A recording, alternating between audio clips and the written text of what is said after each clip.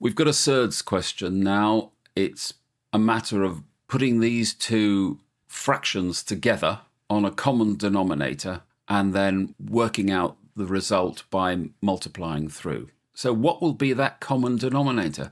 Well, it will be this term in a bracket multiplied by the root of 3. So let's set that up first and work it through. So the common denominator will be these terms multiplied together. And the rooting goes exactly the same way as you'd work out the numbers. This term divided into here leaves the square root of 3, and that multiplies by the numerator. So I get root 3 multiplied by 3 root 3 as my first term. Now this term, dividing into the denominator, leaves this term. So the minus comes down, and I'm left with 2 multiplied by 4 minus the square root of 3. So the problem now turns into simplifying this. We know that when you multiply the root of 3 by the root of 3, the answer will be 3. So this first term will be 3 times 3, so this will be 9. Now expand this bracket. 2 times 4 is negative 8.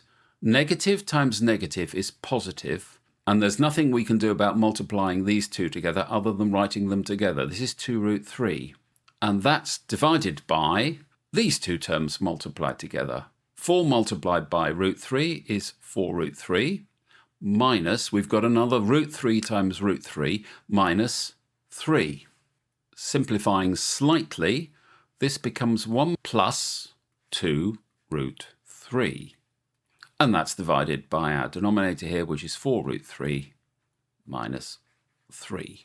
Now that's not in the form that they want. They've got an integer in the denominator. So we have to rationalize the denominator. And we do that by multiplying by a variation of this term down here. It's the same thing, but we put a plus instead of the minus here. In that way, the square roots will disappear.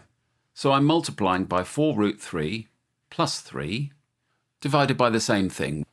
Remember, these are all in brackets. So we've got a lot of multiplications to do. I'll do this pair first, then this pair, then the underneaths.